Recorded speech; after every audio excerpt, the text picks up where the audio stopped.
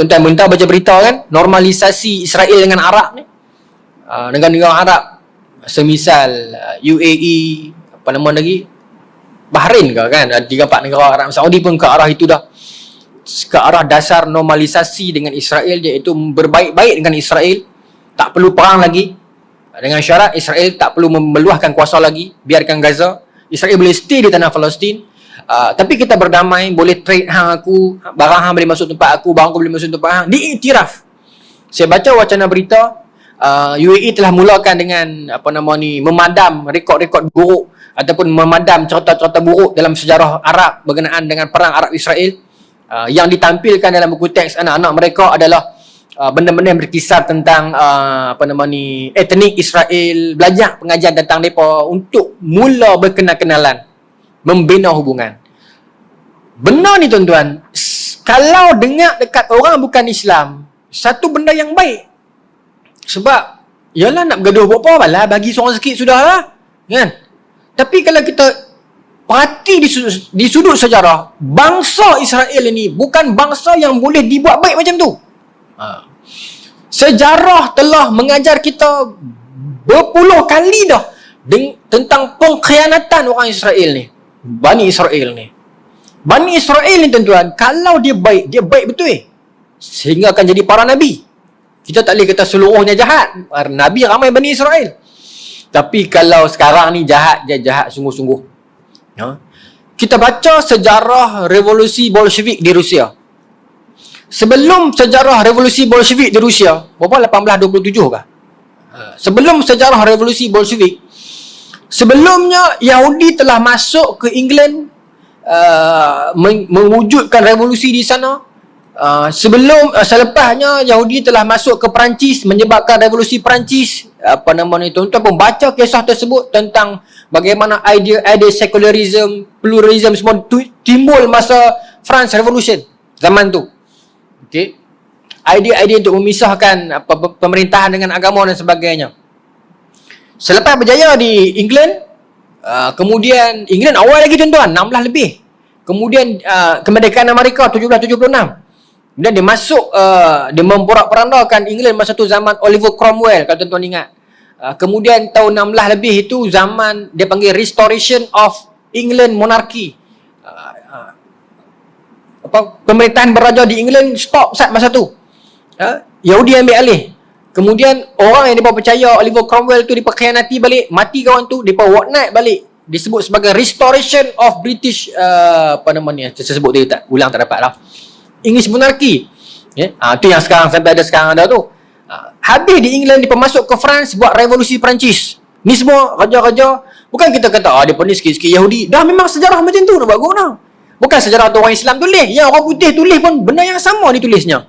Iaitu pemodal-pemodal Yahudi yang masuk menguncar-ngacirkan. Sebab masa tu dia bergelimpangan di mata tempat di Eropah. Sebelum Perang Dunia Kedua. Okey. Bila aura ataupun kebangkitan Yahudi itu merebak ke Rusia, ketika itu pemerintah Rusia zaman tu Tsar Nicholas kedua.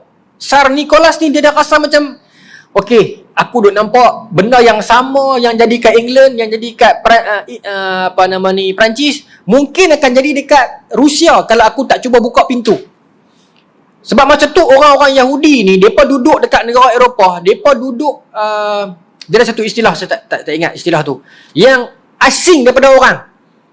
Sopa pelarian, sopa maaf sebut lah, macam kampung baru, mereka tak dapat layanan istimewa. Mereka macam mereka kena double standard. Macam mereka dapat layanan semasa di Mesir zaman Nabi Musa. Macam tu lah orang Yahudi di Eropah zaman tu. Sebab tu England dan Perancis membayar harganya.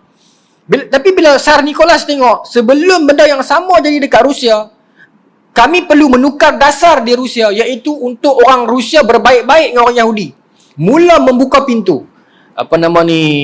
Saya tak mat kataan tu, tempat yang orang Yahudi kena duduk tu. Dia ada satu istilah akademik untuk tu. Dan nama tu dia buat filem juga. Dia macam tempat kurungan, bukan tempat kurungan, seolah-olah macam kampung baru lah, senang abang. Baik.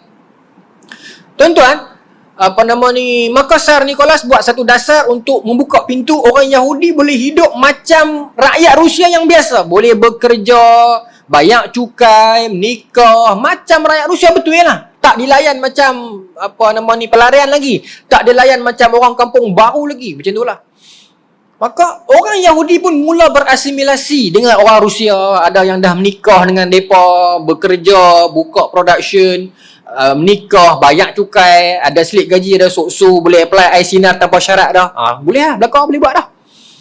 Tuan-tuan, bila buat macam tu, kalau akal yang logik kita fikir, there is no need for a Jews untuk fight Rusia lagi. Betul tak? Akal logik kita fikir, orang Yahudi tak payahlah nak revolusi di Rusia lagi. Sebab orang Rusia dah layan Yahudi dengan baik. Kalau itu tuntutan mereka untuk dilayan Yahudi itu dengan baik, so tak perlu lagi berlaku revolusi. Sebaliknya berlaku juga. Tapi kali ini dipemasuk kepada golongan-golongan petani dan pekerja bawahan. Itu yang Bolshevik tu. Kenapa berlaku? Sebab perjuangan, sebab mereka risau orang Yahudi yang telah berasimilasi dengan rakyat Rusia akhirnya akan jadi orang Rusia. Macam Buya Hamka sebut dalam buku dia, berapa ramai orang Indonesia bila Belanda mai, Indonesia itu telah bertukar kepada Belanda. Dia pertama jadi orang Indonesia lagi, dia nak jadi orang Belanda. 70,000 ke 7,000. Saya takut saya terlupa kosong. Tapi ini dalam buku Buya Hamka, catatan kemerdekaan. Orang Ambon yang bila mana Belanda balik, mereka teriak. Pasal apa? Pasal mereka berasa mereka tu orang Belanda. Ini Ambon, Buya Hamka sebut dalam buku dia. Kenang-kenanganku di Malaya, tajuk buku tu. Catatan kemerdekaan kan. Dia mengingatkan kita jangan ulang sejarah orang Ambon. Yang mana mereka, bila orang penjajah Belanda balik, mereka teriak nak ikut. Pasal mereka dah berasa mereka Belanda. Hilang Indonesia dalam diri mereka. Macam Melayu yang terlucut Melayu daripada diri dia. Dia berasa serupa dia orang Barat. Dia serupa apa pun nak jadi Barat lah dia ni, apa pun. Kalau ikut cara Melayu ni tak standard. Macam tu yang berlaku kepada orang Ambon zaman tu. Kata Buya Hamka, mereka ni bahkan ikut orang Belanda balik ke Belanda. Bila sampai ke Belanda, orang Belanda usir mereka. Orang Belanda tak mau. Pasal tak standard kami lah. Kulit-kulit hampa ni semua ni tak standard kami. Dan sejarahnya bila orang Belanda usir mereka, Belanda memaksa kerajaan baru Indonesia untuk ambil balik rakyat Ambon ini pulang. Kerajaan baru tak mau. Pasal yang dia pengkhianat. Jadi di manakah tampungan rakyat ini? 7,000 orang ni. Kalau bukan 70,000, 7,000. Antara dua tu lah. Di mana dia nak pergi? Bangsa sendiri menolak mereka. Bangsa yang mereka puja-puji tak mau ambil dia. Itu menjadi kepada bangsa, kepada kaum yang melucutkan jati diri kaum dia. Baik. Pasal apa boleh pergi sampai sana? Nak balik pada Yahudi tadi. Okey.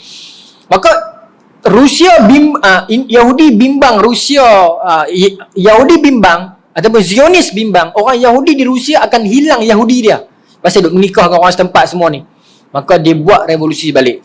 Akhirnya tercetus revolusi di Rusia Bolshevik. Akhirnya kalau ikut susunan itu, Rusia, England, Amerika kan, Perancis, susunan negara yang berevolusi itu, akhirnya pada Perang Dunia Pertama 1914, negara itu satu tim. Seolah-olah revolusi itu ditarik untuk bentuk dalam satu tim. Tuan-tuan ceklah Perang Dunia Pertama. Negara yang saya sebut tadi ni semua berada dalam satu paksi. Seolah-olah revolusi itu dibentuk agar kita cari geng, kita rekrut geng. Maaf saya sebut, mungkin saya salah. Tuan-tuan perhatikan Arab Spring yang berlaku kat kita ni 2014, 2013 tak ingat. Skrip dia, pola dia lebih kurang. Kita menyokongnya, kebangkitan rakyat. Tapi kesudahannya itu nampak semua keuntungan belah sana. Dia pergi dekat orang putih, dia pergi dekat Yahudi, dia pergi dekat Syiah. Siapa yang memegang tampuk Iraq sekarang? Kan? Kita baca yang tu, tuan-tuan. Sebab tu, apa-apa pun dalam kehidupan kita ni, kita kena banyak bertenang. Kita tak boleh terburu-buru cepat menghukum, cepat mengamuk, cepat. Kita kena parti dua lapis dulu. Sebab kadang-kadang ada perancangan yang sulit dan rapi. Dan benda tu saya yakin bawa kepada normalisasi hari ni tu. Kan? Walaupun bukan secara terus, tapi tunggu dan lihatlah.